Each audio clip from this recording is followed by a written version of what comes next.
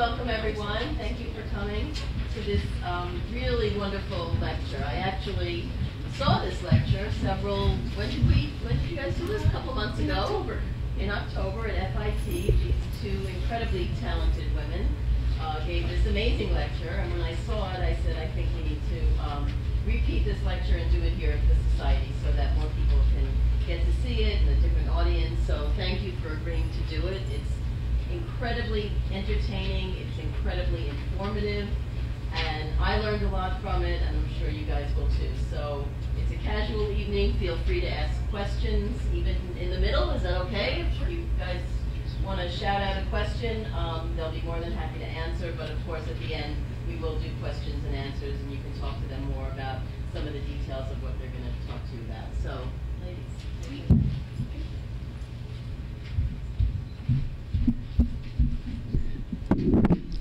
Hi everyone, thank you so much, Annelle, for the lovely introduction. I'm Laura Tallerty. I'm a children's illustrator, and I've recently been doing apps. And so I'm going to show you tonight how to, I'm going to show you a little bit about my work. I'm going to show you some of my apps, and then I'm going to tell you how to make apps and show you how to make money and get rich and be famous and be millionaires. So I hope you're psyched.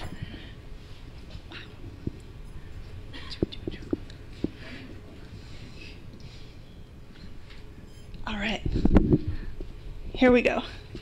So these are my 4 apps. I've been developing for about a year now, and these, my first app, Mermaid Fashion Show, was released last June.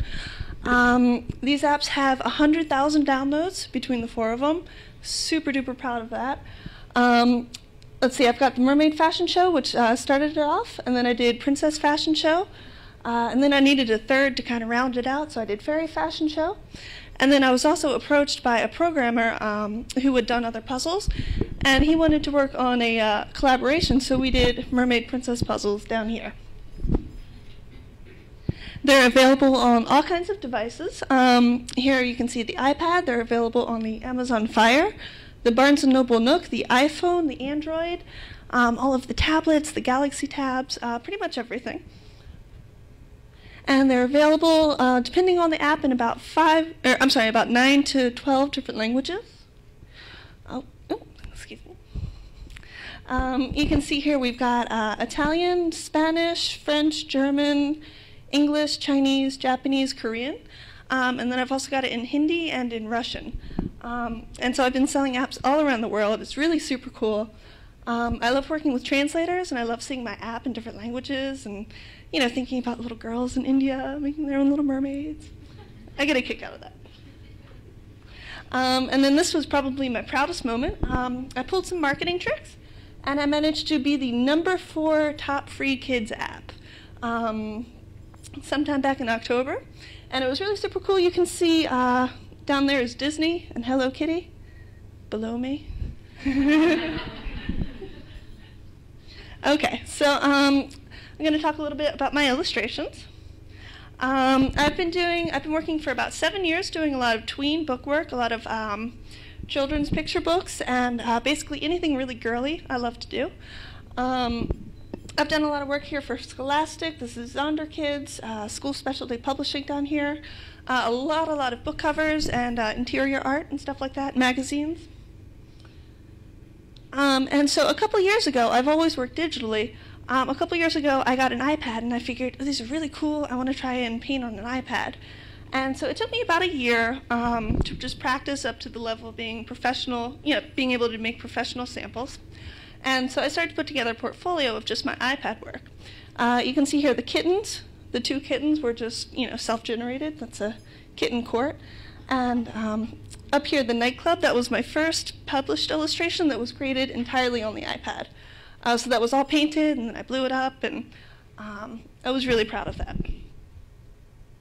Now, part of the portfolio that I made, I wanted to send it to a toy company, and they made these really cool little magnetic paper dolls. And I thought, I feel like they could really use a magnetic mermaid paper doll. They don't have one. So I'll mock it up, and then I'll send it to them, and hopefully sell it, and that'll be that. So I did all this art, and unfortunately they weren't interested. But I had it, and I figured, a lot of my friends are starting to get apps. Other illustrators are starting to make apps. I was getting really jealous. I didn't have an app yet. So I thought maybe I can make an app out of this. I can make some kind of little dress-up app. And so these are my first attempts at doing so.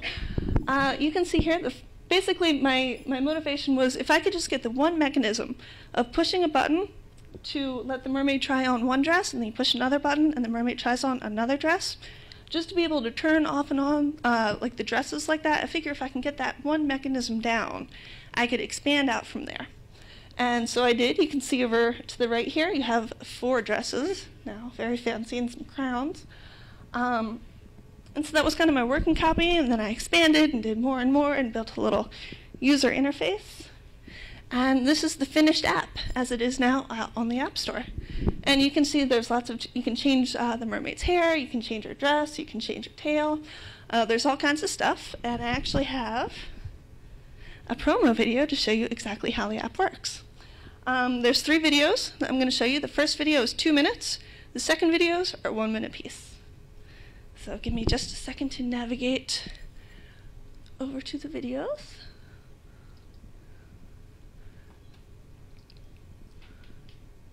Full screen.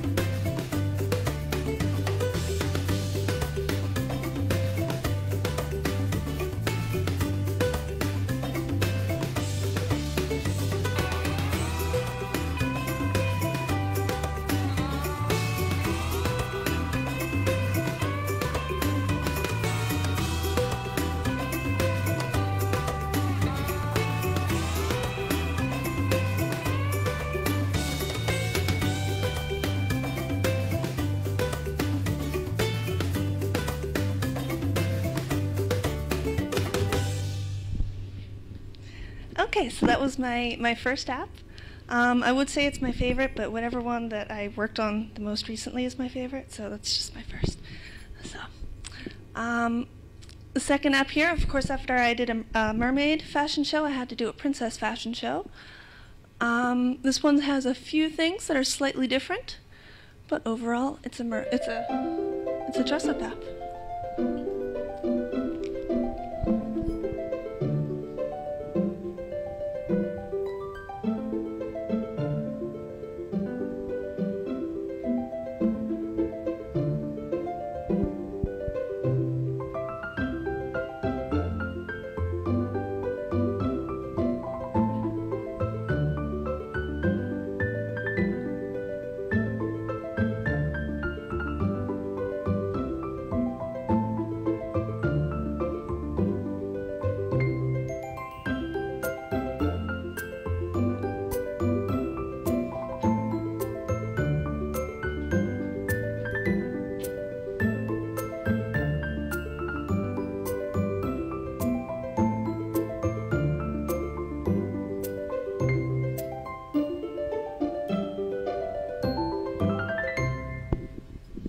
I don't know if you guys see a theme. These videos are super easy to make. I'll talk about them a little bit more later in the show.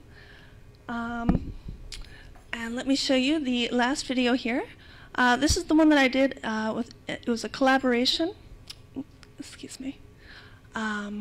It was a collaboration with another developer. He had the puzzle code already, and he approached me and asked me if I wanted to add my graphics, and I said, absolutely, I would love to.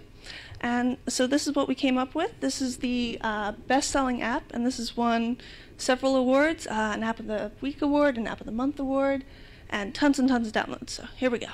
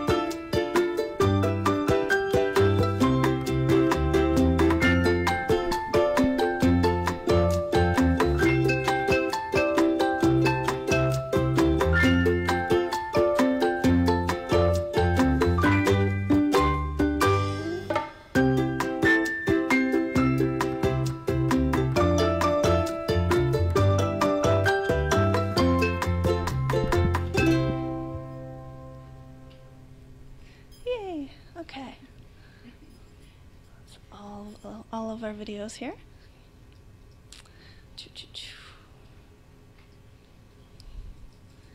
Okay, so you've seen my apps, and you've seen my work, so now let's talk about how to make an app.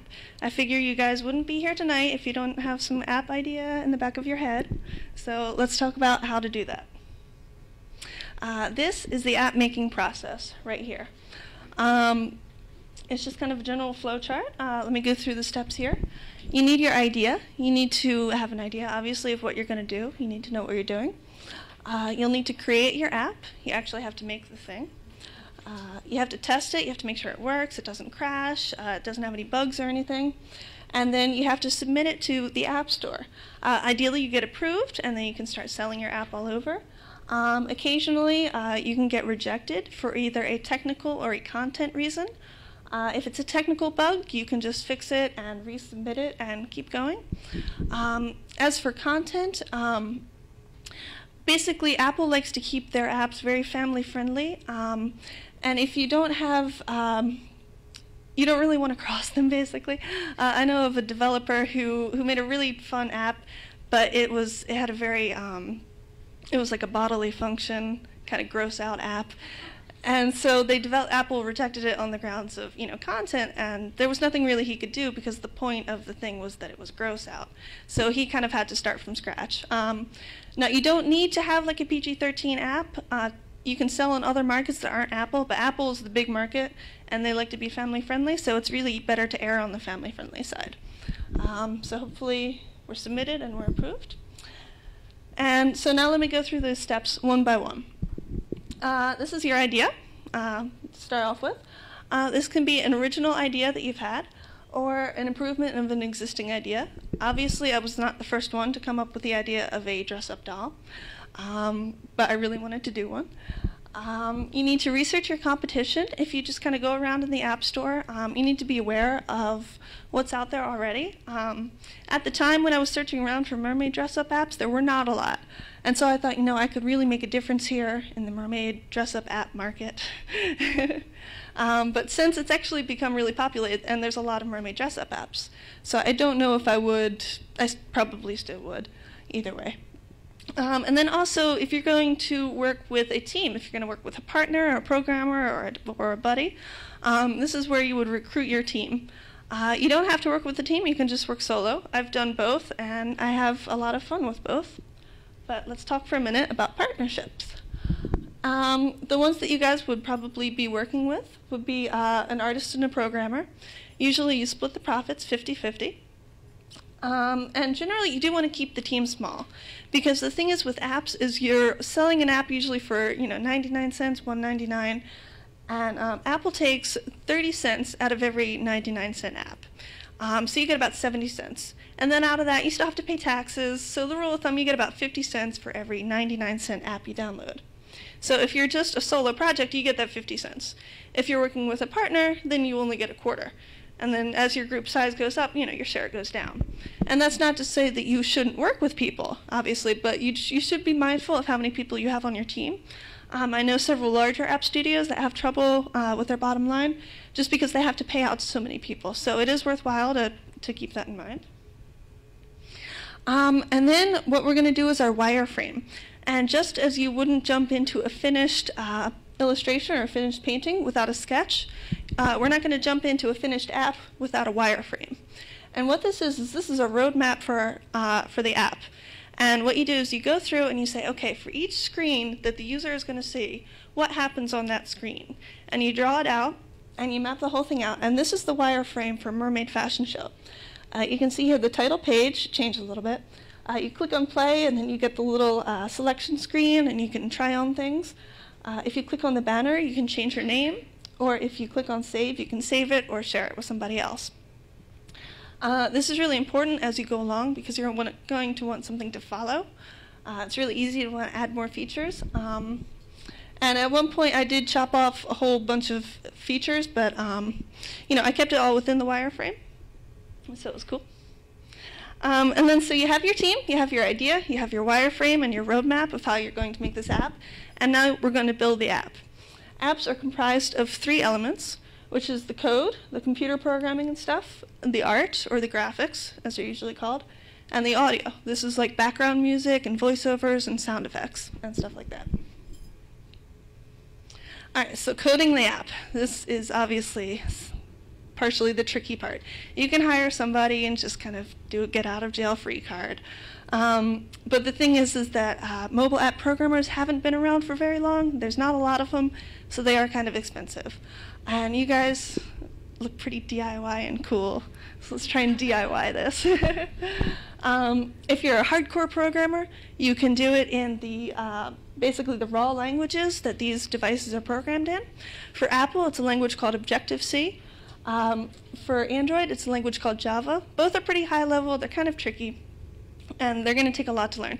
But what you can do, and what I've done and what many, many people have done, you get this thing called a software development kit. It's called an SDK for short.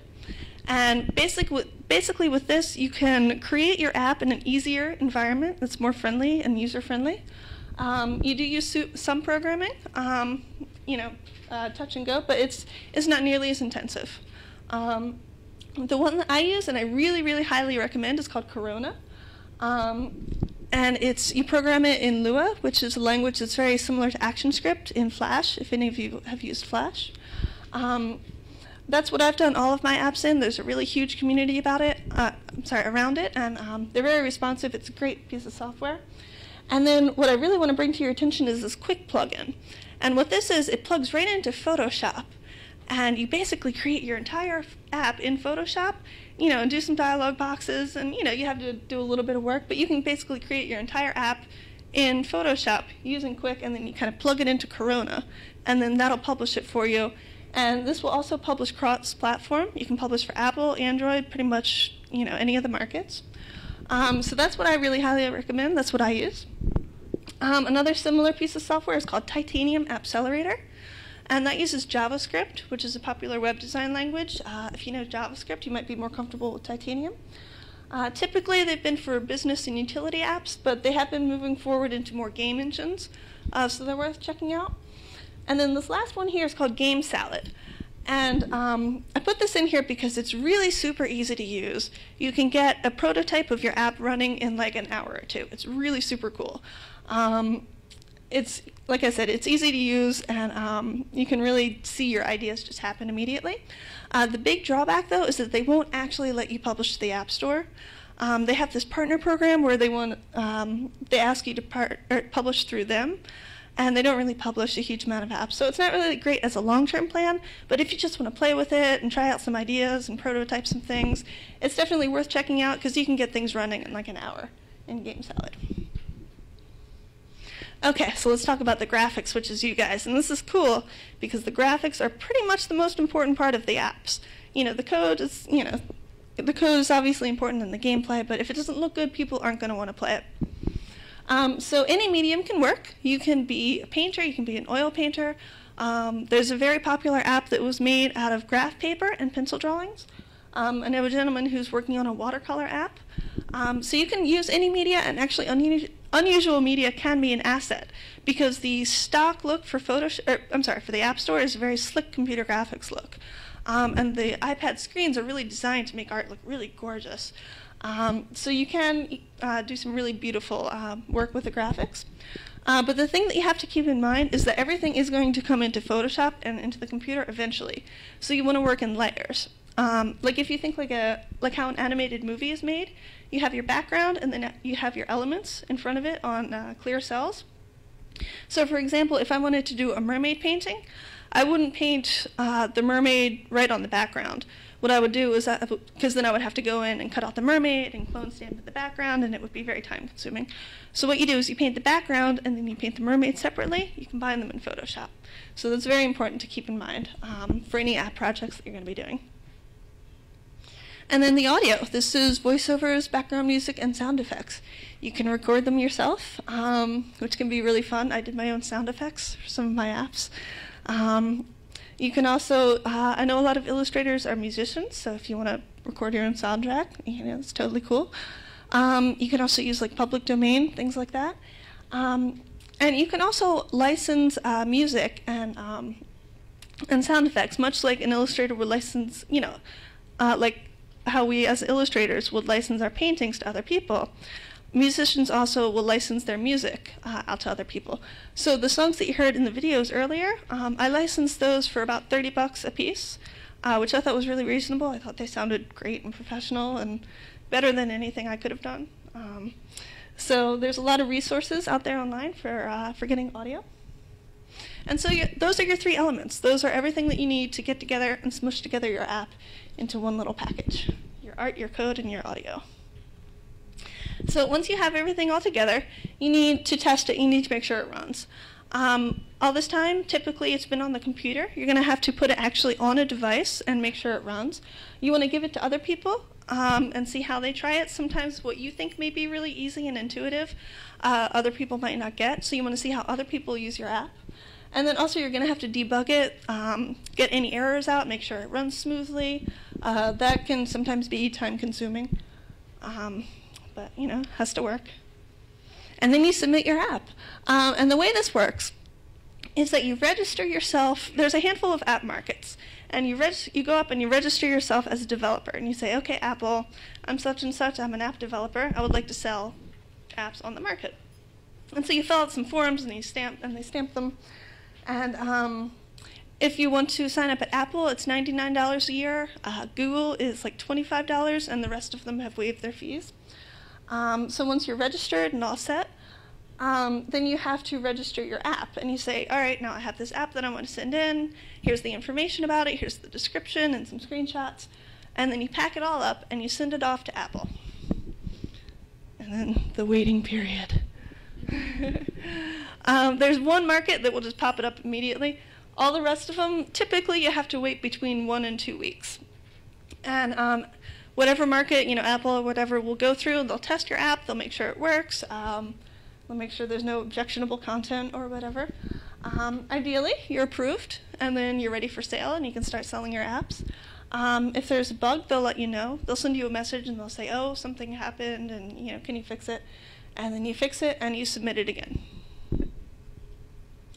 After the launch, if you find a bug after the launch, that sometimes happens, or if you wanted to spin an update, say if I wanted to do like a Christmas Mermaids edition, the process is the same for both. You just basically make the changes to your app files and get it ready, pack it up and send it off again. And same thing, it takes about a week or two. If it is a show-stopping critical bug, they will take a look at it a bit sooner.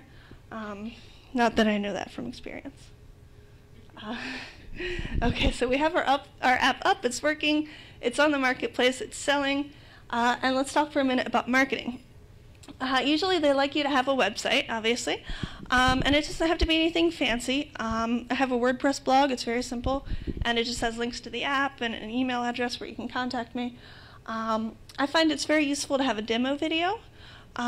People can see the app and evaluate it and see if they want to buy it. Also, if you're going to send it out to app reviewers, oftentimes they will just watch the video instead of downloading it. Or if someone doesn't have a device and they still want to watch it. My mom didn't have an iPad for the first 6 months of me developing, so I had to make the video. But since then, it's also very handy for other things, obviously. And then you also have, you can make a press kit, that's just basically a collection of links to all of the places where your app is available and your description and screenshots. And that's just to make it easy for people who want to review your app to be able to grab everything at once. And on the handout that's at the front, there's a link to where you can, to instructions on how to do a press kit. You can also do a press release, which is a little blurb about, Laura made a new app. It's a fairy dress-up app, and you can download it, and, just a little small thing. And it's sent out to a mailing list of a few thousand people who are signed up to receive mobile news. It costs about $20, and you also get listed in all of the aggregate app sites, so it gives you a lot of search engine traffic. So it's worth doing for $20. You can also submit your app to review sites who will take a look at your app and hopefully give it a good review, and then people come and look at your app. They look at the sites and hopefully download it. You can pay for those, but ideally you want to just get them for free because your app is so amazing. And then the last thing here is App Store optimization, which I feel is the most important. It's still kind of a new science. But this is just like search engine optimization, like how you want your website to appear at the top of Google. I want my mermaid dress-up app to appear at the top of the list of mermaid dress-up apps. So you take a look at keywords, and you kind of see what's out there. You do some research, and you can do some neat keyword tricks. Well, not tricks, but you optimize your keywords and make sure it's easily searchable. And then so the timeline. How long should all of this take you? I know a gentleman who turns them out every 2 weeks. My first app took me about 5 months, and I know someone else who takes about 9 to 12 months. Currently, my schedule is about 4 to 6 weeks. I like to have an app done. And the reason for the short timeline is that the markets do change very quickly. Your competition changes, who else out there changes, the technology changes, the operating system changes, so you don't want to spend too long kind of working on your idea only to find out a year later that all of a sudden there's a whole bunch of apps just like that and you need to do all these changes anyway. So 6 months is kind of the rule of thumb. You want to spend under 6 months in development. Okay, getting down to business. This is my favorite part. Okay, here's our cash flow. This is our only equation, and pardon me if it's obvious. But what it is basically is our app revenue, which is all of the money that we make from the app, minus the expenses, which is all of the money that we have to pay and maintain to create the app, equals the profits, which is what you get to take home at the end of the day or put forward into a new app. So we want to maximize our revenue. We want just as much coming in as possible. We want to be millionaires. We don't want to spend a lot of money. We want to try and keep our expenses in check because that means we get to keep more of the profits. We get to keep more of the revenue as profits and take them home and get rich and make more apps with them. So here's an example of 2 different apps. App 1 and App 2. They've both made the same amount of money. They've both made about $1,000, let's just say. So the first app, we're going to say he made $1,000, and he was kind of indie. He was pretty DIY. He did a lot of the stuff himself. $500 is about what I spent making my first app. I could have spent more. I could have spent less, but it's a decent amount to spend. So at the end, you're left with $500 profit. So that's cool. It's in the black. It's making money. You can spend that $500 to make a new app, or you can just buy food with it. So you're profitable, and it's making money after that. So the second app that we're going to look at, it's made the same amount of money. It's made $1,000, but let's say it cost $5,000 to make. Again, this is not an unreasonable number to spend if you want to hire a programmer, if you're going to hire an artist, if you're going to hire some musicians and actors, voiceover actors. I know professional apps have been sold for like $20,000 and $30,000. So $5,000 is not out there, but it's still a bit much if you're just doing an indie budget. And then the problem is that you're still $4,000 in debt. And so you're not making any money. You still have to pay the bills. And it's going to take you that much longer to become profitable. And the whole time you're trying to just get up to zero, the first app has been making money. So the lesson that we're taking away from here is that we want to keep our expenses down, because the smaller our expenses, the sooner we can get to a profitable app. Okay? Okay, so let's talk for a minute about our revenue. This is how we make the different ways that an app makes money. There's a paid sale, and that's just a straight up, you buy it for 99 cents, and then Apple takes their 30 cents, and you get your 70 cents, and that's that.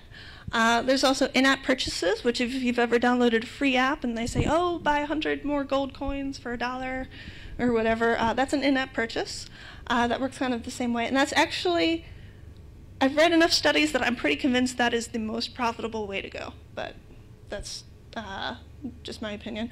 There's also in-app advertising, which is like if you've ever downloaded an app and it's got little banners for free singles or whatever. I didn't really think that that was a great form of revenue, but I know enough people who are doing it and making up a couple $100 a month that it is worth it. You get some exposure for your apps, and they get to play a free app. So everybody wins. And then the last thing here is an app buyout, which is just if you want to sell your app entirely as a new property. There's whole secondhand markets that will actually just buy your app as a little package and then resell it for you. And that's something that's, not a lot of people do it, but it's something to keep in mind that you can do. Oh, and you can also license, once you're big and cool enough or whatever, you can also license your app. As you can see here, this is Angry Birds Star Wars. They've gotten pretty, I don't know if anyone's heard of Angry Birds. Okay, cool. They're pretty big now. They got a licensing deal. Also, Doodle Jump, that used to be an indie studio. Now they've got little plushies. So this can be an additional revenue stream once you get some apps going and some properties going. So now let's look at the expenses. Ways that you're going to spend money. If you're going to buy a developer license, if you want to sell on Apple, you're going to have to pay $99 annually. If you want to sell on Google, it is a $25 one-time fee. The rest of them have waived their fees for the time being. If you want to buy app-making software, a couple $100 here and there, that's certainly a worthwhile expense. If you pay someone to help you with your programming or with your graphics or with your audio and your music, you'll have to pay them. If you advertise, if you buy any banner ads, or if you spend money on a review or anything like that. And then finally, of course, you have to pay taxes, just as you would pay taxes on a freelance illustration job. Okay, so we've gone over our statement, so I'll just go over this one more time. Our app revenue, which is our sales, our in-app purchases, our banners, our t-shirt sales, our merch, everything, minus our expenses, which is our developer fees, our software fees, all of the help that we've hired, taxes, advertising, etc., equals our profits. So we want to sell as many as we can. We don't really want to spend too much money. Obviously, you have to for a quality app, but just don't go bananas. So that you have as much as possible to take home to make into more apps at the end of the day. Okay, so deep breath. I hope that you're all really pumped now. I've shown you how to make apps. I've shown you how to make some money on apps. And I'm going to show you now how to go home tonight and start working on your app idea. So check it out. You need a computer, which hopefully you have, a PC or a Mac. You can work with either. You need a mobile device, like an iPad or a Kindle. If you have a smartphone or an iPhone, that works. You don't need all of them. You can find people later who will lend them to you. But you need one to start. If you want to be really hardcore, you can just make apps from there. If you're not. You can download some app-making software. All of the stuff that I've mentioned tonight has free trials, so it's free to download and check it out and play with. And then also developer licenses. Once you want to start selling apps, you're going to have to pay that. And then also you're going to need to know some of the finer technical details. There's a lot of online tutorials. I've included a whole bunch on the handout that you can go and check out. There's lots of video and just written tutorials. And there's a lot of online communities. They're really active forums and chat rooms. And the developer community is really great. They're very friendly. And they'll really help you out with any problems. I know they took a couple months probably off development time with some problems I was having. All right, so here are, once again, my apps, if you'd like to download any and check them out. Mermaid Fashion Show, Princess Fashion Show, Fairy Fashion Show, and Mermaid Princess Puzzles. There's more coming. If you have any questions, if you want to chat about apps or whatever, my email address is apps@laratallerdy.com. It's also on the handout. Please shoot me an email. I love to talk. And that's all. Thank you so much for your time. I hope that everyone learned something and you guys all make awesome apps. And please send them to me when you do. Can I introduce? Oh, all right. I would like to introduce the very lovely and talented iPad painter, Monica Manecki.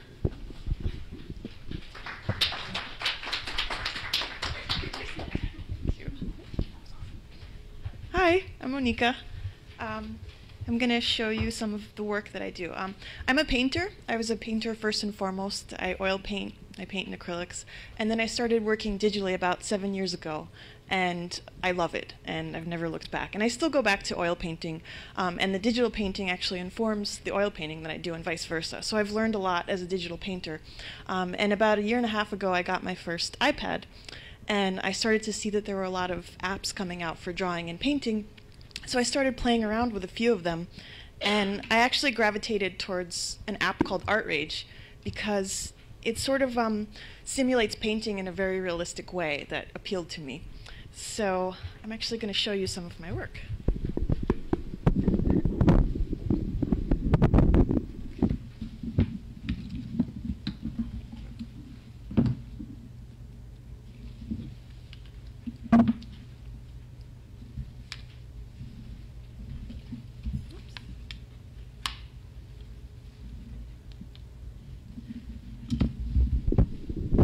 So this is my first attempt. Oops. It's a little slow. It'll adjust.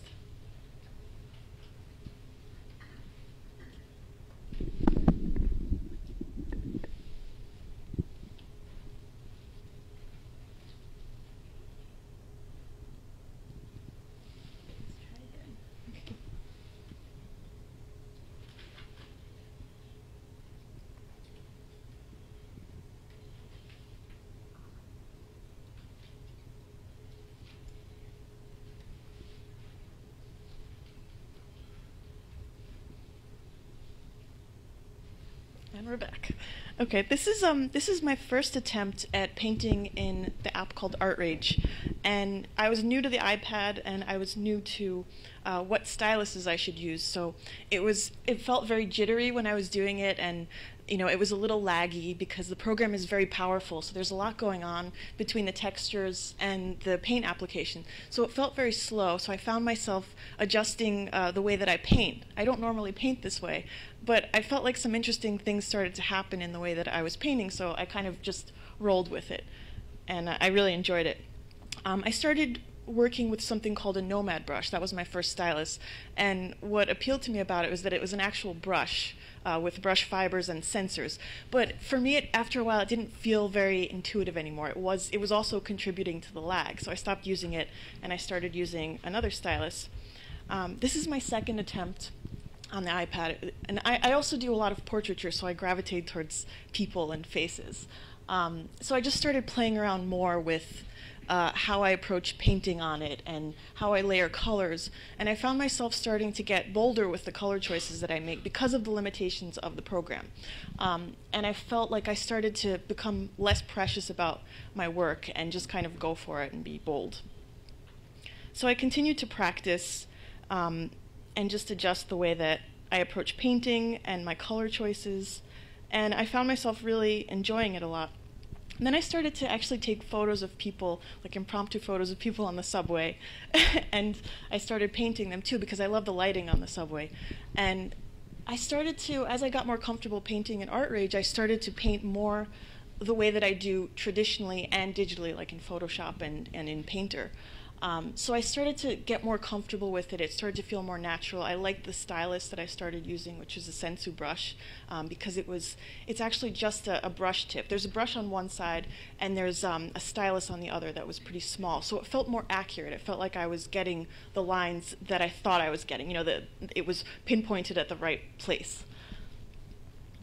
And then I just started to experiment more with landscape, and I really started to enjoy it, and I kind of got also bolder with my mark making as well. And that actually started to inform my oil painting. working in this way. More subway portraits, and back to landscapes. I actually hadn't really done too many landscapes traditionally or digitally, so it was actually kind of fun for me to explore that. And I don't know, I really just enjoy it.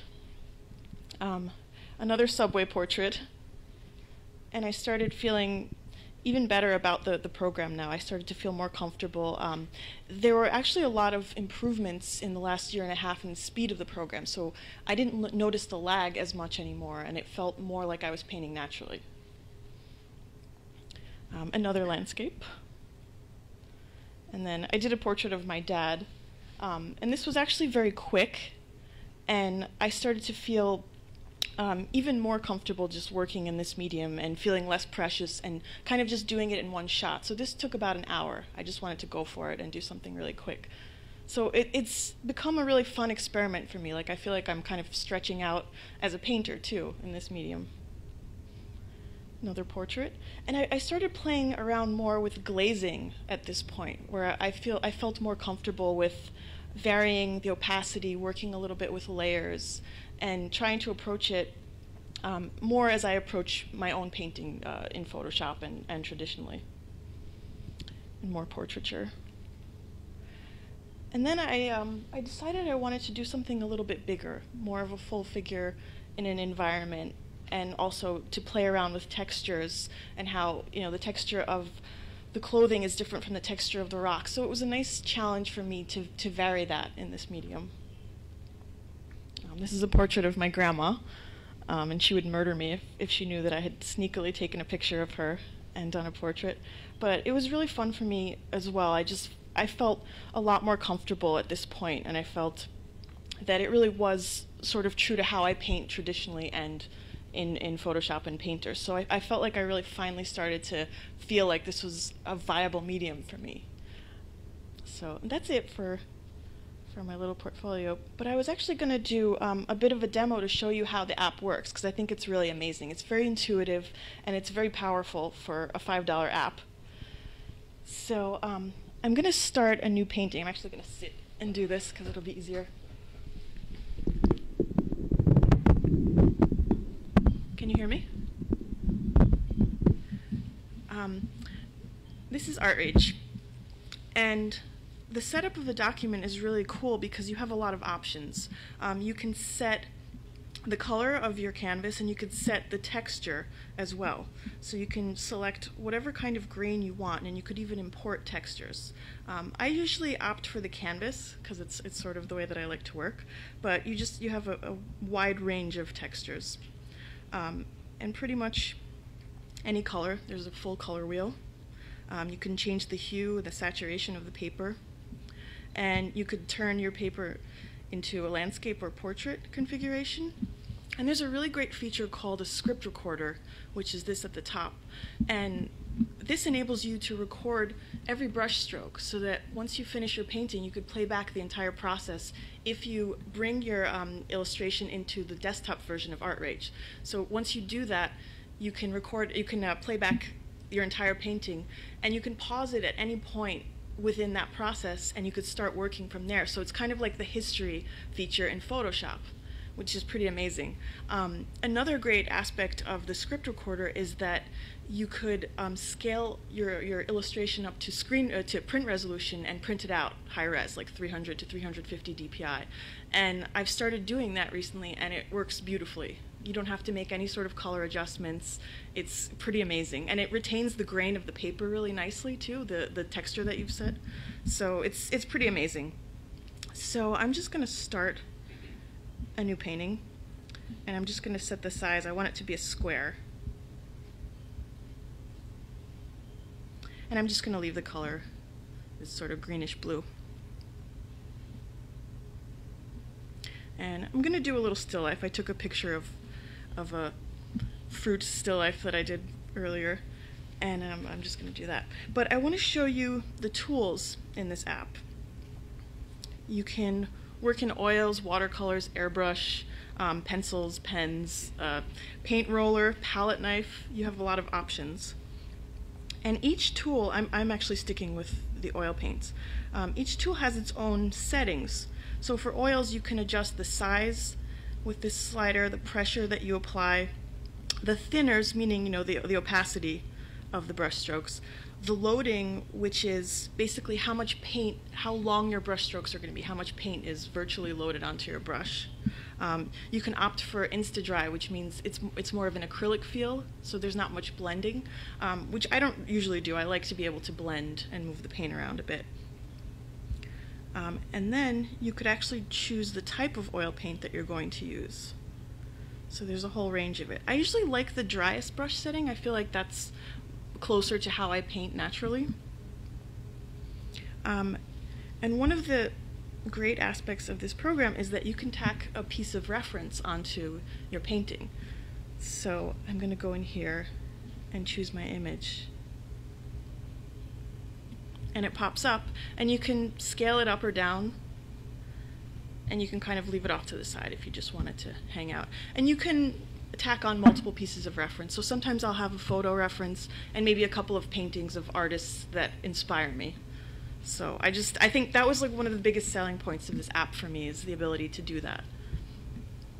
So now that I've got my reference, I'm just going to start to block it in. And another amazing aspect of this app is that you can select your colors from the color wheel, which is at the bottom here, or you can actually sample colors off of your photograph. So if you're blocking something in quickly and you want to get the colors right, you can just start to choose the colors. And you see they show up in the corner. So you can kind of select any colors that you want, and they'll show up. You could also save your colors in color sets. So I could add a sample and it will save the color that I just used. So it's pretty good if you want a specific color palette and you want to retain it. And you can always add samples, delete them, you can clear the entire palette.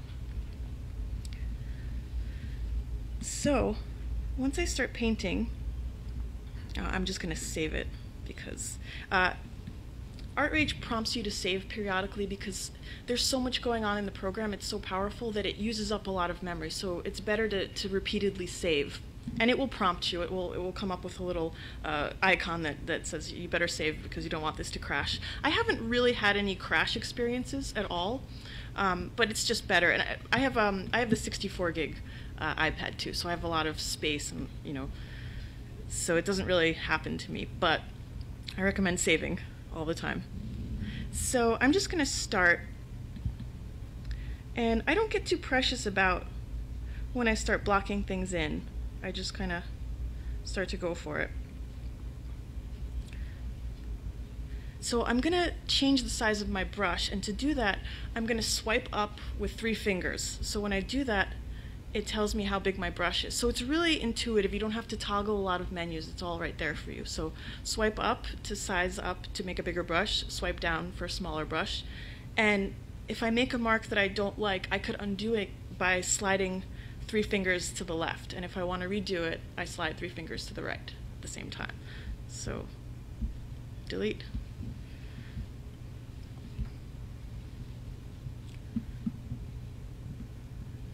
So there is a tiny bit of a lag, which I don't really notice anymore because once I start going, I don't really pay attention. But I like the way it sort of feels very buttery. And it's very easy to cover a lot of ground and blend things together.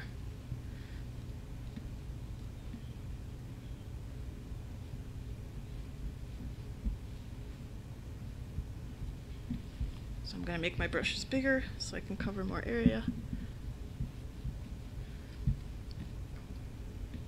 This is kind of how I approach it. I just go for the biggest possible strokes at the beginning, and I'm just kind of messing up and correcting and messing up and correcting.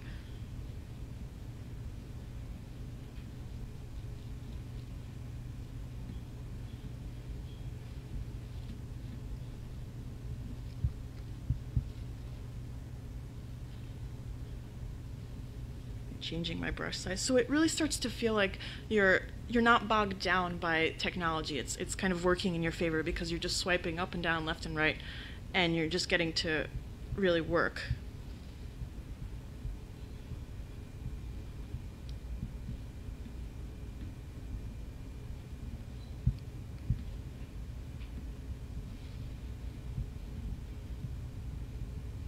And I've played back some of my paintings, and it's pretty funny because I see when I'm having trouble, I start to delete and then undo, and it happens a lot. And I actually learn a lot from that process. I learn what I sort of get stuck on, and I learn what I sort of blaze through. So it's an interesting feature.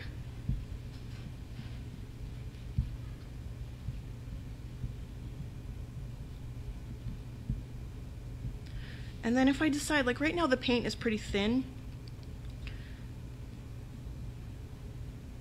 and I want to bring it down to make it more opaque, I can do that. Usually when I'm blocking it in, I like to go a little thicker with the paint, and then I can kind of glaze over certain areas of it later on.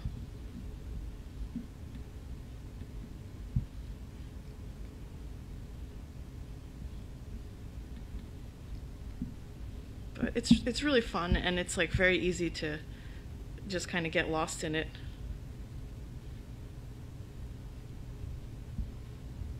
Does anyone have questions? Yes. Is it possible, you said it has layers. Mm-hmm. Can you import that picture or sketch and work on top of that? Yes, you can. You can actually, oh see, I'm getting the warning to save. You can, with this little menu at the bottom, you can import an image there, and it asks you if you want to make it into tracing paper, so you can draw or paint over it. And it works great.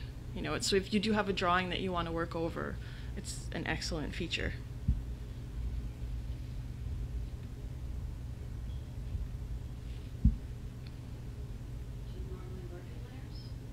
I don't. I'm actually pretty low tech with it. There have been a couple of paintings that I've done. I can't see who answered the question. Oh, hi. I normally work in like a one layer, really low tech way, but there have been a couple of instances where I wanted to experiment, where I've liked a certain part of it and I wanted to retain it, so I didn't want to mess around with it. So I have worked in layers, and it's great. It's, you know, it doesn't slow it down. It's just a pretty great, seamless way of working in it. And it starts to really blend nicely. Like if you don't lift off and you start to just create more lines, it'll really blend together nicely. And it blends even more if you use like a wetter brush setting.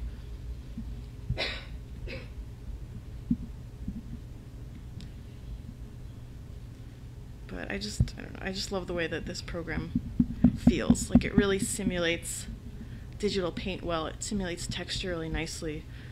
I love the grain. So it appealed to me because it feels like painting without the mess, and that's why I love using it so much. And I could spend hours on this because it's really fun. Can you export these as high-res images? Yes, if you have the desktop version of ArtRage, which is like about $60 or so, you can export them as scripts. So I can actually do that right now. So if I save this and I go back to the gallery where I have all of my art stored.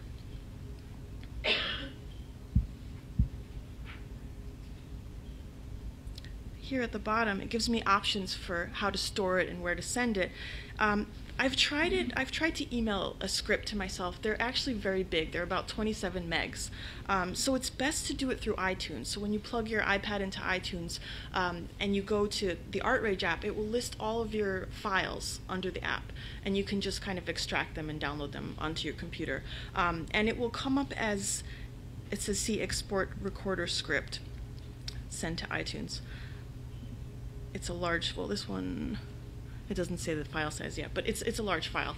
And then once you've downloaded it, it will automatically open up in ArtRage. So if you double click it, it will open up in ArtRage, and it'll give you options to play it, and you could scrub through it, and from that you can scale it up to print resolution and print it as like a PSD or a JPEG or anything you want. And they look great in Photoshop as well.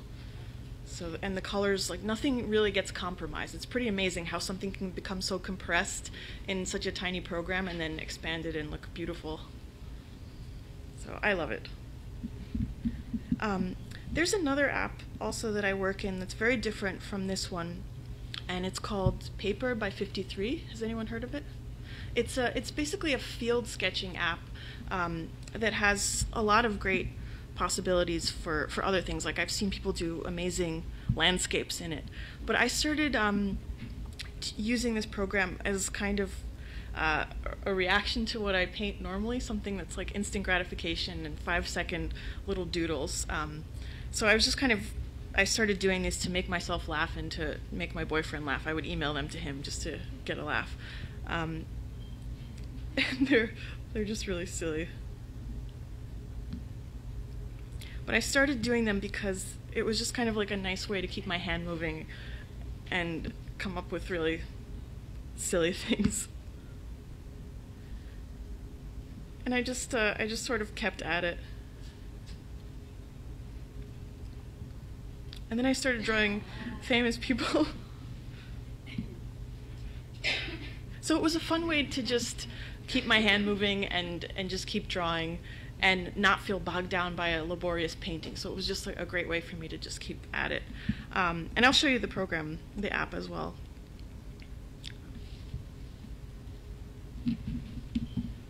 The app is actually free, but you have to buy tools for it, and the tools are about $2 a piece. It comes with a simple inking pen and an eraser, but you have to buy, if you want to use watercolors, you have to buy the watercolor tool, which is $2, or the marker tool, which is also $2. But it opens up into a journal, and if you click on it, you have a spread, and your tools are at the bottom. The watercolor tool is actually really amazing, and it's speed sensitive. So the slower that you paint, the darker your color is. Faster you paint, the lighter your color. There's a great pencil tool, which is really pretty realistic. There's a color mixer as well, so you can choose 2 colors and combine them, and you can actually save them, so you could save color palettes in this as well. It's a really simple interface too. To undo something, you rewind, but it's not actually, yeah, there you go. Or you can fast forward to bring it back. And you just swipe to open a new spread, swipe back to get to yours, and if you pinch it, you'll minimize the book, and if you pinch it again, you'll close it. And you could export your books in a variety of ways. You can send an email, you can send like a multi-page PDF of your book, which is nice. And I've actually printed from this app as well. And it's 72 DPI, but it does hold up as long as you don't print it too large. I think it defaults to like a 10 by 14 scale, but if you just scale it down a little bit and print it, it looks pretty good, it holds up. Hopefully at some point in the future maybe they'll increase the resolution, but for now it's tiny. But I think, you know, they had intended for it to be just a field, like a fun field sketchbook, doodles, you know, ideas. So who knows if it'll become more of a full featured program. But I love it because I flesh things out in it very quickly, ideas and stories, and it's just a great way to keep things that are banging around in your head from going away. So it's just this nice immediate way of getting it down on paper. So these are basically the 2 apps that I use. I've tried other apps like Procreate, Sketchbook Pro, but ArtRage and Paper by 53 are pretty much the best for me, and I love them so much, and I always want to talk about them. But so that's it. That's really all I've got. Does anyone have any questions? Nope. Okay. Oh, you have a question. The iPad service, seen at the bottom, is basically just a more portable. Well, it's not pressure sensitive, but there are pressure sensitive styluses that have just become available. They don't work with all of the apps, like they don't work with ArtRage yet, but they're probably going to develop that feature soon. But otherwise, I don't really notice it in ArtRage because, you know, there's so much blending and layering going on that I don't really feel it. And, you know, different programs, also like Paper by 53, they compensate for that lack of pressure sensitivity by speed sensitivity. So you don't feel like you're missing it much because you adapt to the way that it works after a while. It's just a little bit of a learning curve. Yeah. Another thing that I've been working on for a little while, I Mhm. haven't tried the iPad, but one thing that I missed with drawing and is just feeling of the surface. Have they ever come up with something, oh, I'm gonna just, that I can feel like it's not like there's no, the pen Mhm. is so slick. This actually, because it's sort of rubbery, it doesn't feel like it's gonna slide off of it. It's a Pen Go. Okay, so that does have a little more drag. It That's it what does, yes, it does have. It does have a little drag, and I find it's a bit smaller than a stylus that I used to use called a Sensu brush. So this has become my go-to. Pengo. I think that the website is pengocreative.com, and they're about $40. They also have a brush on the other side, which I don't use. I actually. Does that work for Wacom as well? No, this is its own thing. It only works for tablets. Yeah. And The yeah. surface itself, though, like on any of them, no one has ever. Look, I just miss the surface of paper. I know. They haven't come up with any film.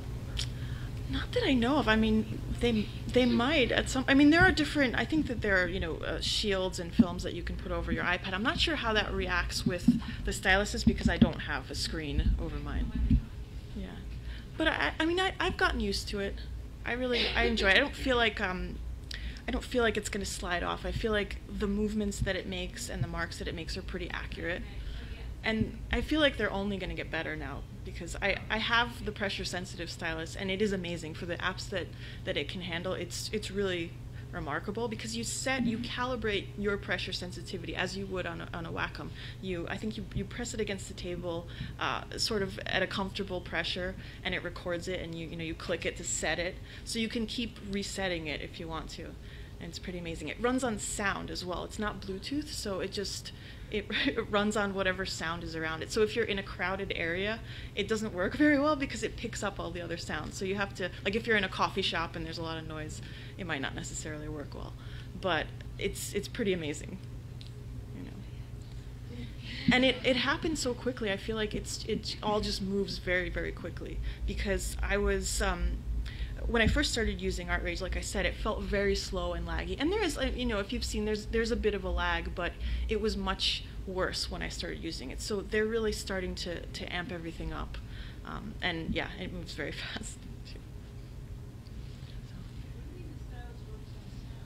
It runs, the way that it's built is it's not, the way that it simulates the pressure, I think it kind of reacts to how you're pressing it, the sound of you hitting the surface. Like it's sensitive to that, and it gauges the pressure based on how you're applying, the force of your finger to it. So it's pretty amazing. There are Bluetooth ones as well, but I haven't tried any of those, so I can't vouch for them. But someone else had. So the example that you were doing in the demo of ArtRage, since it's not a pressure sensitive brush, you could really use your finger, right? Yes, you can. And it'll work exactly the same way, except for the fact that it wouldn't feel as natural, I guess. It You're won't. not holding, Yeah, implementing your hand. it won't feel as accurate because your finger is a lot bigger than this point. So the line that you intend to make, you're not quite sure where it's going to end up. And I feel like when I started using the iPad, when I started using the Nomad brush, I felt like I didn't have a lot of control. I didn't know exactly where my line was going to be. And with this, I do. I feel like it's much more accurate. Yeah. I just started painting on the computer and I started fooling around with Photoshop and I got a copy of Painter and I haven't downloaded it or started the process of learning it yet. Have you ever painted in Painter before? Yes, I use Painter all the time. Okay, how do Yeah. you find it comparative to what you do? Do you find this to be a more streamlined version of it, or do you like all the bells and whistles that come with Painter? Yeah, Or, I really don't know much about Painter. There are a lot of bells and whistles with Painter, and it's a massive program. It can do so many different things. I love the stripped down, this version because it's not a version, but it's so stripped down. It gives you the essentials. I love the fact that your texture is always there. In Painter, you have to compensate for your texture. Like if you paint a lot on a surface, the texture will get covered. Like if you're working in the pastel setting of Painter, the paper grain will go away after a while, the more the strokes you make. With this, it won't. The paper texture will always hover over what you're doing, so it's never disrupted and you never have to account for that. So I think in Painter, it's a much more manual, hands-on experience. You could really tailor it to specifically how you want it to work. and so there are, you know, pluses and minuses to that.